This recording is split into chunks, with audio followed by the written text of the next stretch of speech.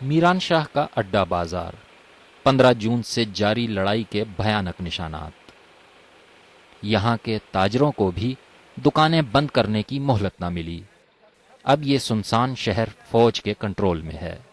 فوج کہتی ہے اس تباہی کی بڑی وجہ شدت پسندوں کی جانب سے نصب کیا گیا خود ساختہ دھماکہ خیز مواد تھا۔ انہوں نے وہاں پر آئی ڈیز لگائی تھی اور وہ پورے کے پورے سرکٹس میں لگی ہوئی تھی، پورے محلے میں لگی ہوئی تھی، تو ان کو وہاں سے نکالا نہیں جا سکتا تھا، ان کو وہیں پہ ڈسٹرائے کرنے کی ضرورت تھی، اور ان میں میرا خیال ہے کہ 129 کے قریب آئی ڈیز جو ہیں وہیں پر ڈسٹرائے ہوئی ہیں، جس کی وجہ سے آپ کو زیادہ یہ ڈسٹرکشن نظر آ رہا ہے۔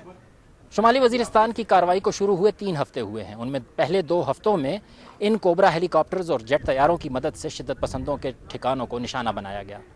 اب پچھلے 9 دنوں سے یہاں پر زمینی کارروائی جاری ہے، جس میں یہ کوبرا ہیلی کاپٹرز فضا سے نگرانی کا کام کرتے ہیں۔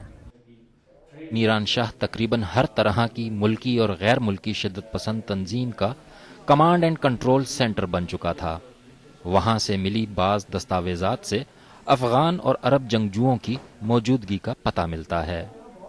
شمالی وزیرستان شدت پسندوں کا گڑھ بن چکا تھا، اس حقیقت سے برسوں کی سرکاری پہلو تہی اب اقرار میں تبدیل ہو چکی ہے۔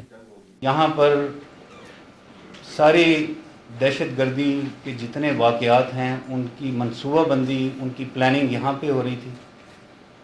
ریکروٹمنٹ یا یہاں ہو رہی تھی یا ریکروٹمنٹ ہو کے یہاں پہ لایا جاتا تھا لوگوں کو، اور یہیں پہ ٹریننگ دے کے ان کو اکوپ کر کے اور واپس بھیجا جاتا تھا دہشت گردی کے واقعات کے لیے۔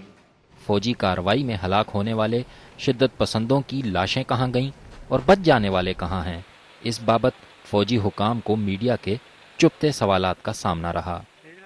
کیا اب سیکیورٹی اسٹیبلشمنٹ کی سوچ میں کوئی فرق آیا ہے؟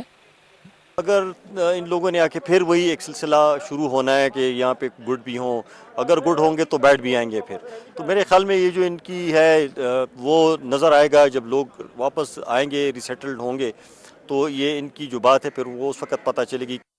حکومت کا سرکاری ریٹ قائم کرنے کے بعد قبائلی علاقوں کے لیے منصوبہ کیا ہے، یہ ابھی واضح نہیں۔ ہارون رشید، BBC نیوز، میران شاہ۔